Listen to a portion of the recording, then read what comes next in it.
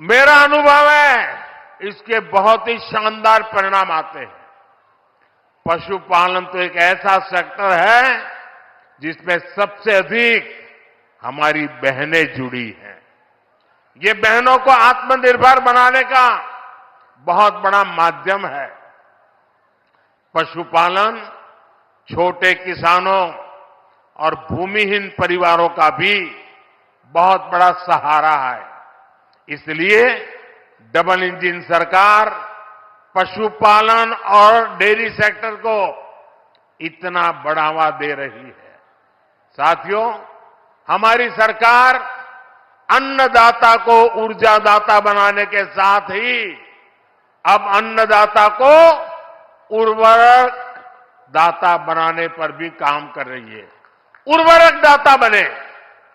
हम पशुपालकों को दूध के अलावा गोबर से भी कमाई के अवसर दे रहे हैं। हमारे जो ये डेयरी प्लांट है, इनमें गोबर से बायो सीएनजी बने और इस प्रक्रिया में जो जैविक खाद है वो कम दाम पर किसानों को मिले, इस पर काम हो रहा है। इससे प्राकृतिक खेती को और बल मिलेगा। गंगा जी के किनारे प्राकृतिक खेती करने का चलन वैसे भी अब बढ़ रहा है। आज गोवर्धन योजना के तहत गोबर हो, दूसरा कचरा हो, उससे बायोगैस, बायो सीएनजी बनाई जा रही है। इससे साफ सफाई भी रहती है और कचरे का पैसा भी मिलता है। साथियों, ये हमारे काशी तो कचरे से कंचन बनाने के मामले भी है एक मॉडल के रूप में देश के सामने आ रही है। आज ऐसे एक और प्लांट का लोकार्पण यहां हुआ है। ये प्लांट प्रतिदिन शहर से निकलने वाले 600 टन कचरे को 200 टन चारकोल में बदलेगा। सोचिए, यही कचरा अगर कहीं किसी मैदान में फेंकते रहते तो कूड़े का कितना बड़ा पहाड़ बन जाता। काशी में सीवेज की व्यवस्था को बेहतर बनाने के लिए अनेक काम हुए हैं।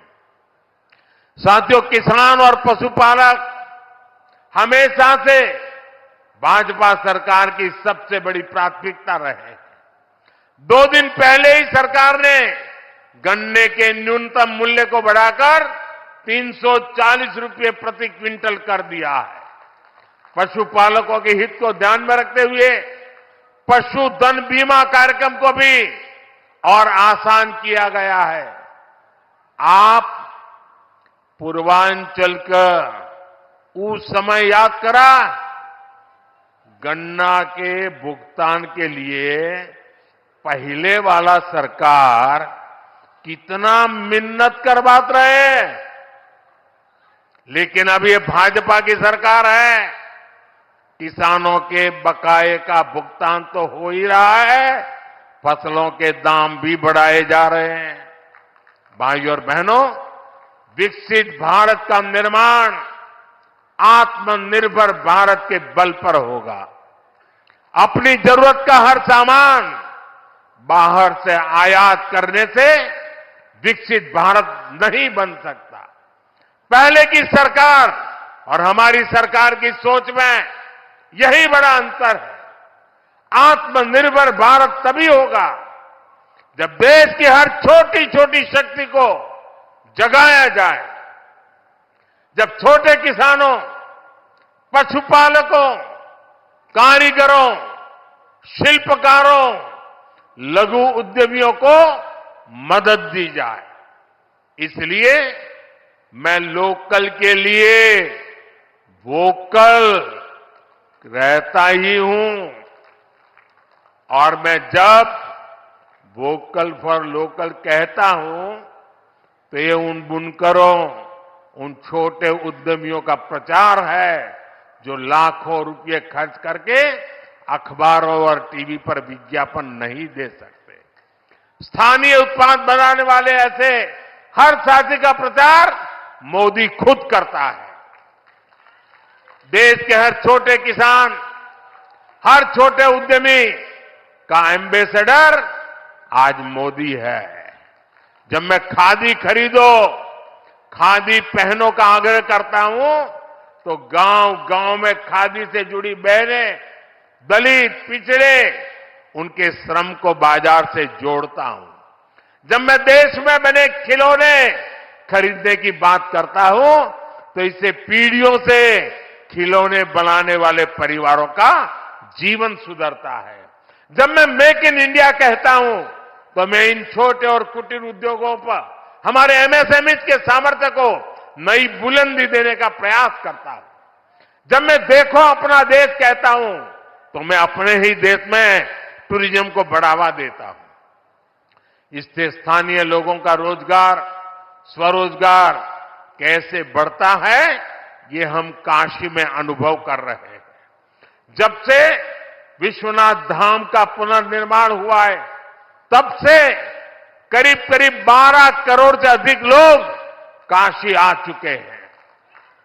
इससे यहां के दुकानदार, ढाबे वाले, रेहड़ी ठेले वाले, रिक्शे वाले, फूल वाले, नाव वाले, सबका रोजगार बढ़ा है।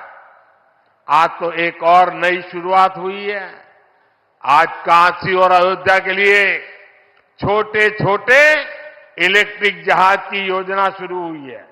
इससे काशी और अयोध्या आने वाले श्रद्धालुओं का अनुभव और भी बेहतर होने वाला है।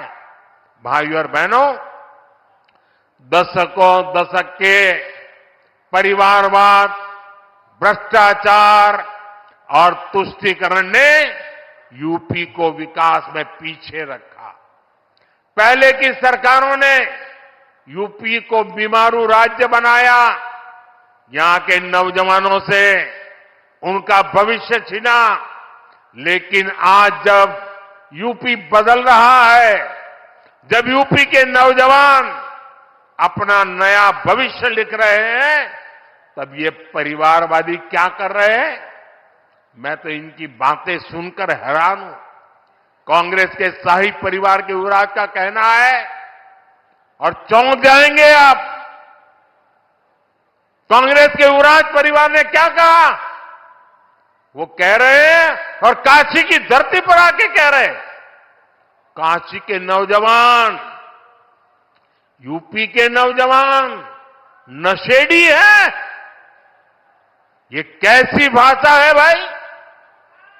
मोदी को गाली देते देते तो इन्होंने 2 दशक बिता लिए, लेकिन अब ईश्वर रूपी जनता जनार्दन पर, यूपी के नौजवानों पर ही ये लोग अपनी फ्रस्ट्रेशन निकाल रहे हैं। जिनके अपने होश ठिकाने नहीं है, वो यूपी के मेरे काशी के बच्चों को नशेड़ी कह रहे हैं। अरे गौर परिवारवादियों, काशी का, यूपी का नौजवान तो विकसित यूपी बनाने में जुटा है। अपना समृद्ध भविष्य लिखने के लिए परिश्रम की पराकाष्ठा कर रहा है। इंडी गठबंधन द्वारा यूपी के नौजवानों का अपमान कोई नहीं भूलेगा। साथियों, गौर परिवारवादियों की यही असलियत होती है। परिवारवादी युवा हमेशा परिवारवादी युवा शक्ति से डरते हैं, युवा टैलेंट से डरते हैं। उनको लगता है कि सामान्य युवा को अवसर मिला तो वो हर जगह चुनौती देगा। इनको वही लोग पसंद आते हैं जो उनकी दिन रात जय जयकार करते रहें। आजकल तो इनके गुस्से का, इनकी बौखलाहट का एक और भी कारण है। इनको काशी और अयोध्या का नया स्वरूप बिल्कुल पसंद नहीं आ रहा। आप देखिए, अपने भाषणों में राम मंदिर को लेकर कैसी कैसी बातें करते हैं। कैसी कैसी बातों से हमले करते हैं। मैं नहीं जानता था कि कांग्रेस को प्रभु श्री राम से इतनी नफरत है। भाइयों और बहनों, ये अपने परिवार और अपने वोट बैंक से बाहर देख ही नहीं सकते, सोच ही नहीं सकते। तभी तो हर चुनाव के दौरान साथ आते हैं और जब परिणाम नील बटा सन्नाटा आता है तो ये एक दूसरे को गाली देते हुए अलग हो जाते हैं।